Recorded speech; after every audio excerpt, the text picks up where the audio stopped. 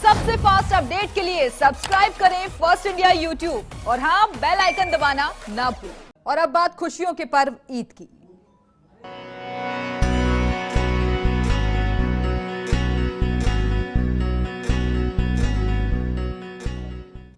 तो कल मनाई जाएगी ईद और देश और दुनिया में पहली बार घरों में ही ईद मनाई जाएगी। सोशल डिस्टेंसिंग के साथ सादगी से ईद मनाने की अपील और जयपुर की स्थापना के बाद पहली बार नहीं होगी सामूहिक नमाज, ना ही जमा मस्जिद और ना ही ईदगाह में होगी सामूहिक नमाज। चीफ काजी खालिद उस्मानी, शहर मुफ्ती मोहम्मद जाकिर नोमानी, सैयद मुफ्ती वाजिद उल हसन, इमाम जामा मस्जिद मुफ्ती सैयद अमजद अली सहित प्रदेश भर के धार्मिक गुरुओं ने अपील की है। लॉकडाउन के निर्देशों की पालना करते हुए ईद मनाने की अपील उनकी तरफ से की गई है।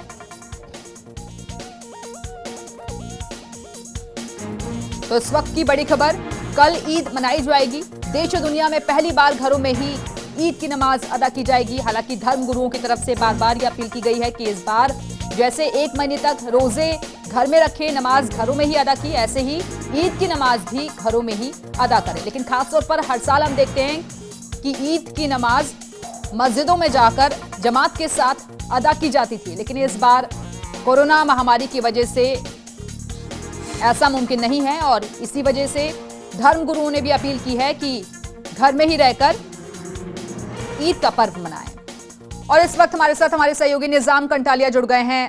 निजाम, कल ईद मनाई जाएगी, हालांकि इंतजार अभी चांद निकलने का है, लेकिन इस बार की ईद बेहद अलग, खुशियों का पर्व तो है, लेकिन मनाना इसे सोशल डिस्टेंसिंग के साथ।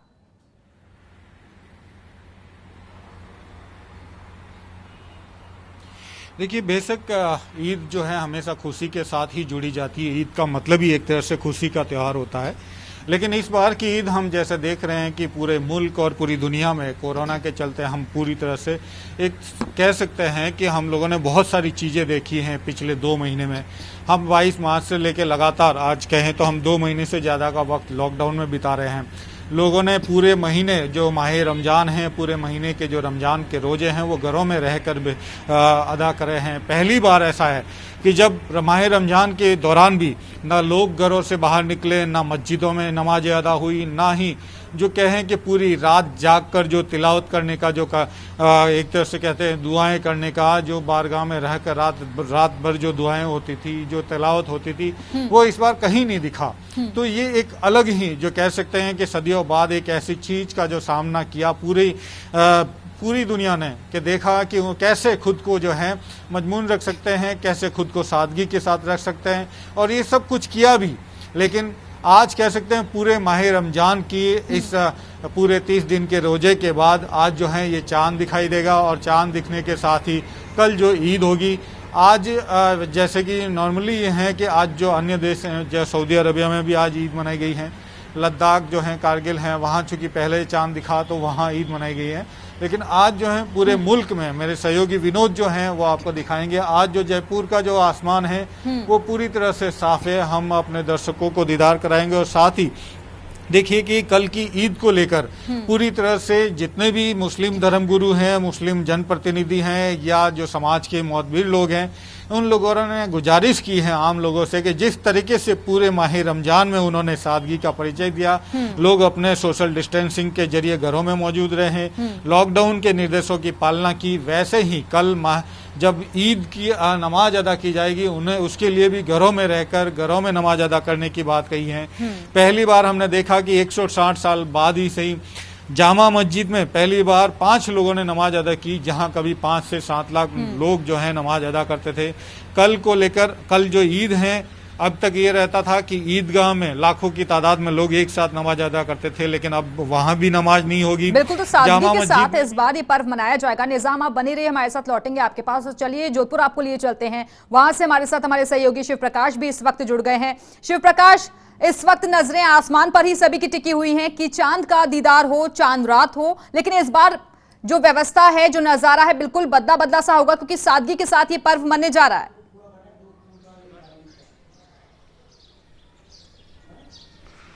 जी निश्चित रूप से खुशबू मैं बताना चाहूँगा कि माह रमज़ान के बाद कल ईद का पर्व है, बहुत ही खुशी का पर्व है। लेकिन जिस तरह से वर्तमान में पूरा देश बल्कि पूरी दुनिया कोरोना से जूझ रही है, ऐसे में पूरे रमज़ान के दौरान मुस्लिम लोगों ने जो सरकार की गाइडलाइन थी उसको पालन किया।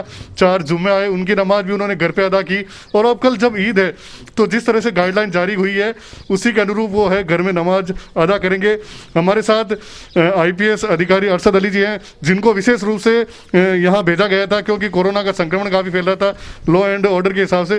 सर बताएं कि किस तरह से आपने सब लोगों से संपर्क स्थापित किया ताकि कल जो है सभी घरों से लोग हमारे। हमने पूरे जो धार्मिक और सामाजिक संस्थाएं हैं उनके जितने हेड्स हैं, जैसे आपके शहर काजी साहब हैं, मुफ्ती साहब हैं, बाकी भी अन्य जो बहुत सारी इदारे हैं, संस्थाएं हैं, उन सब से हमारा व्यक्ति से जाकर के मिलना हुआ और सब लोगों को सरकार की गाइडलाइंस भी बताई और जो हालात चल रहे हैं वो भी समझते हैं कि जिस प्रकार से 4 जुम्मे में उन्होंने घर में रह कर के नमाज अदा की है, मिनिमम लोग 3-4 या मैक्सिमम 5, उससे ज़्यादा ईदगाह में या किसी मस्जिद में नमाज नहीं पढ़ेंगे। सरकार की यही गाइडलाइन है और यही हमारे सबके लिए, स्वास्थ्य के लिए, सेहत के लिए, सबके लिए ज़रूरी है। और जैसा कि उन्होंने 4 जुम्मे के दौरान किया है तो मुझे उम्मीद है कि कोई समस्या ऐसी आएगी नहीं और सभी लोग मानसिक रूप से तैयार हैं कि अपने घरों में नमाज अदा करेंगे। 300 साल से अधिक का समय हो गया ईदगाह में, पहली बार ऐसा होगा कि यहाँ केवल 5 लोग नमाज अदा करेंगे। क्या कहना चाहेंगे आप? ये क्या इस मस्जिद को बने हुए 315 साल हो गए। ये बहुत इस्तेहाती मस्जिद है और कल हमारे लिए खैर बरकत वाला और मुबारक दिन ईद सईद का दिन है। और इसी तरह हुकूमत और गवर्नमेंट के कानून की पालना करते हुए 5 आदमी ईदगाह के वसी मैदान में नमाज ईद उल फित्र को अदा की जाएगी।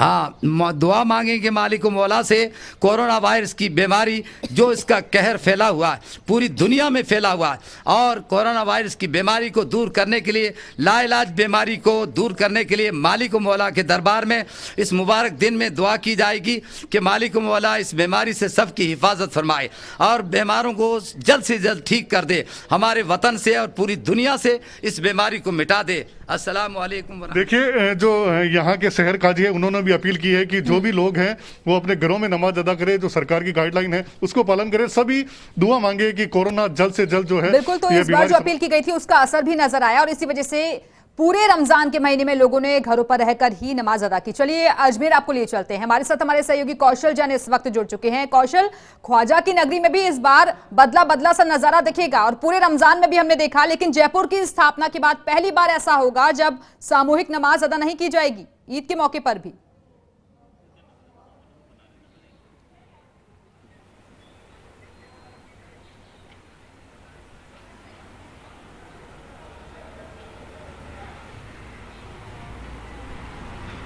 कौशल, आवाज मिल रही है आपको? चलिए, लगता है आवाज उन तक नहीं पहुंच पा रही है। एक बार फिर से जुड़ने की कोशिश करेंगे। हमारे साथ हमारे सहयोगी जयपुर से निजाम कंटालिया भी लगातार जुड़े हुए हैं। निजाम, देखिए, जो रमजान का महीना होता है वो बरकतों का, रहमतों का महीना होता है और ऐसे में ये कहा जाता है कि आप जितनी ज्यादा सेवा कर सकते हैं गरीबों की, जरूरतमंदों की, वो करिए। तो ये एक अच्छा मौका भी मिला गरीबों तक राहत पहुंचाने के लिए।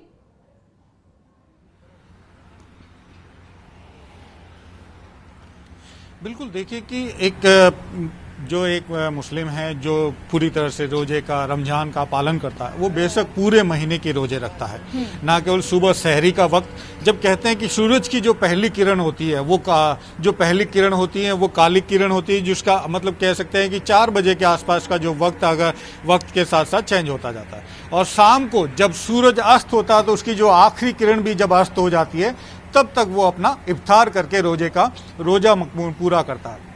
इसके जब रोजा पूरा होने के साथ ही इस्लाम में सबसे महत्वपूर्ण बात है 2.5% ज़कात, जो हर इंसान पे, चाहे शरीर पे हो, चाहे उसकी सांसों पे हो, चाहे उसकी निगाहों पे हो, उसके सुनने की आदत हो, हर चीज पर 2.5% का है तो उसको ज़कात का हिस्सा देना होता है। इस बार का हम लोगों ने देखा कि किस तरीके जो आखिरी 10 दिनों में, पिछले 12 दिनों में, ये 2 सप्ताह में जिस तरीके से मजदूर और जिस तरह से गरीब लोगों का जो पलायन था, उसमें हम लोगों ने बहुत कुछ देखा कि जब लोग जो है अपने ज़कात का हिस्सा निकालने के लिए उनकी मदद को आ गया है, उनकी मदद यूं भी उनको इमदाद करने के लिए आ गया है।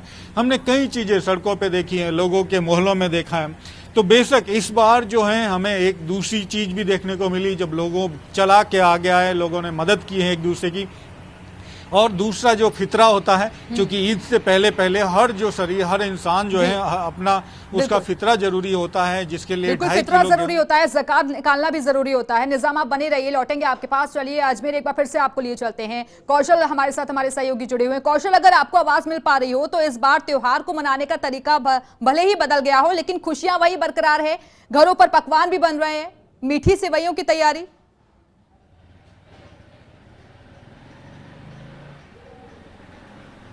जी, आप बिल्कुल सही कह रहे हैं कि त्यौहार भले ही कोरोना के जो खौफ है उसके साए में है, लेकिन हर्षोल्लास और मन में उमंग ईद की अभी भी कायम है। हम इस समय खड़े हैं अजमेर के दरगाह क्षेत्र के बाहर, और यहाँ पर अंजुमन के सदर खड़े हैं, नवाब भाई खड़े हैं, महमूद भाई भी यहाँ पे खड़े हैं। हम सबसे पहले बात करेंगे सदर साहब से, क्या किस तरह की खुशी है मन?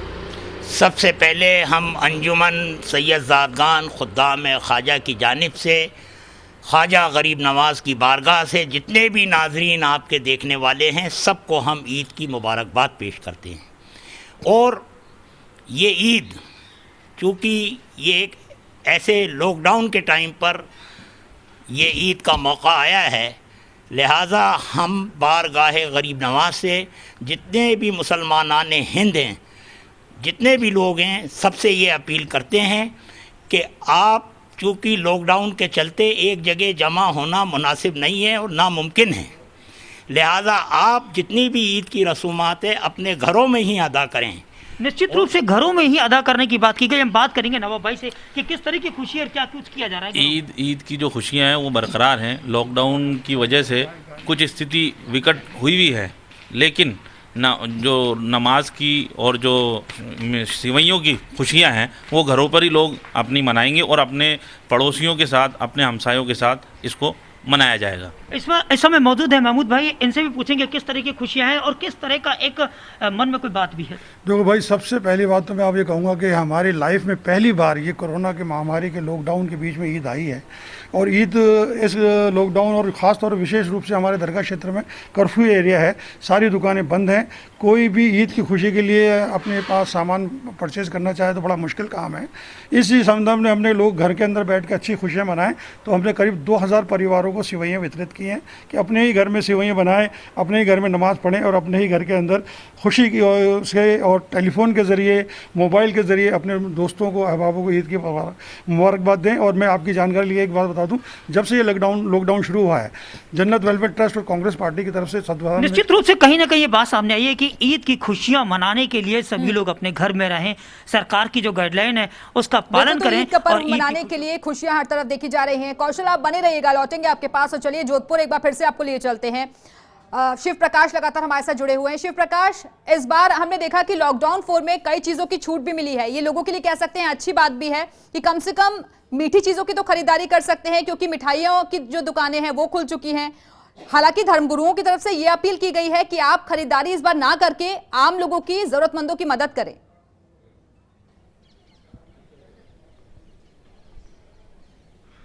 जी, निश्चित रूप से राज्य सरकार ने एक फैसला लेते हुए मिठाइयों की दुकान खोलने की अनुमति दी थी, जिसने कहीं ना कहीं, हालांकि जो सभी धर्मगुरु उन्होंने अपील की थी कि मिठाई ना खरीद के उसकी राशि का उपयोग किसी की मदद के लिए करें, तो उसका असर भी देखा जा रहा है। और वही कुछ इलाकों में कंटेनमेंट जोन है, कर्फ्यू जोन है, इस कारण लोग बाहर नहीं आ पा रहे हैं, तो वह कहीं ना कहीं जो है लोगों को घरों में ही रहने के लिए सभी को जिम्मेदारी दी गई है।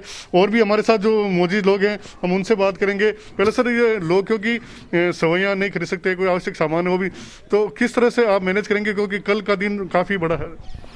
वो बेसिकली ईद तो देखो जश्न होता है, खुशी का मौका होता है, और जब उसमें हम जश्न मना नहीं रहे हैं, बाहर निकल नहीं रहे हैं, तो बेसिकली एक नमाज अदा करनी है। आप यूँ कह सकते हो कि फॉर्मलिटी वाली ईद है, उसको आप खुशी वाली और जश्न वाली ईद है नहीं। इसलिए ठीक है, कोई घर में अपने सेवइयाँ बनाएगा, घर की बनाई हुई चीज़ें काम में लेंगे। और जैसा कि डेली रोज़मर्रा का काम चल रहा है, रोज़े में भी तो है, रोज़े में भी आवश्यक सामान सारा आ रहा है। अब इस प्रकार से आवश्यक सामान हम सप्लाई पूरी तरह से कर रहे हैं। ज़कात का एक बहुत बड़ा महत्व होता है, तो क्या अपील आप करना चाहेंगे, क्योंकि जो है मुस्लिम ईद है कल और रमज़ान का महीना है, तो किस तरह से आप लोगों से अपील करेंगे? मैं तमाम देश के रहने वालों से और भारत के रहने वालों से ये अपील करूंगा कि जो अपने पड़ोसी हैं, रिश्तेदार हैं, कुंबे, कबीले और परिवार में से हैं, और महल्ले में से, शहर में से, और पूरे राजस्थान, पूरे भारत में से जो आदमी गरीब हैं, कोरोना वायरस से घिरे हुए हैं, इसके कहर में मुब्तला हैं, और अपनी ज़कात से और फितरे से और खैरात व इमदाद से उसकी हर तरह से और उसकी भरपूर मदद की जाए। और कल ईद सईद का मुबारकबाद दिन है, और इस मुबारक दिन के अंदर सभी हजरात अपने अपने घरों में खुशी मनाएंगे, एक दूसरे को मुबारकबाद देंगे, घरों में नमाज 4 रकात चाश्त की अदा करेंगे, वो 9 बजे के बाद में अदा करेंगे।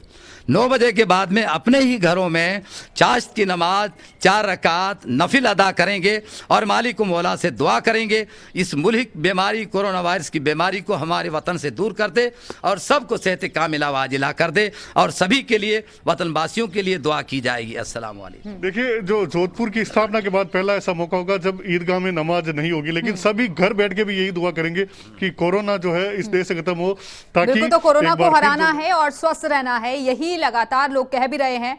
चलिए, जोधपुर का रुख दोबारा करेंगे, लेकिन एक बार फिर से जयपुर का रुख कर लेते हैं। निजाम कंटालिया लगातार हमारे साथ जुड़े हुए हैं। निजाम, वैसे तो पूरे महीने ही नमाज अदा की लोगों ने घरों में, लेकिन ईद की नमाज में क्या विशेष होता है, क्या अलग होता है?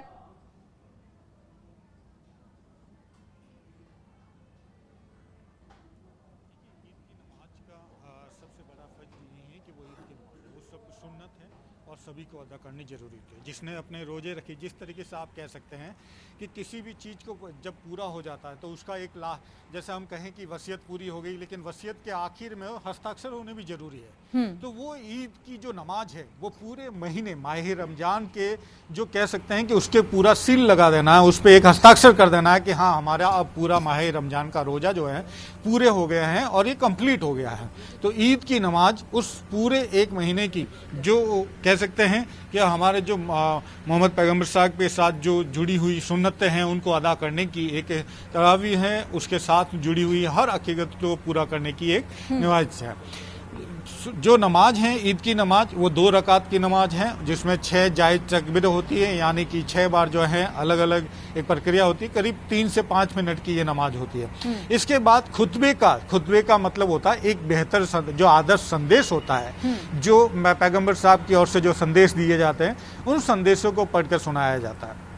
इस बार अलग अलग जिस तरीके से धर्मगुरुओं ने ईद मनाने को लेकर अलग सबको अपनी अपनी बातें रखी हैं। आज जो है उसमें साथ ही उन्होंने ये भी बताया है कि किस तरीके से जो घरों में हैं आप रोज़ा रख सकते हैं और आपके ईद की जो नमाज अदा कर सकते हैं। एक बेहतरीन बात दिव्या मैं बताना चाहूँगा अपने दर्शकों को भी कि किस तरीके से देखिए कि सहूलियत, हर धर्म में कुछ चीज़ों की सहूलियत होती है।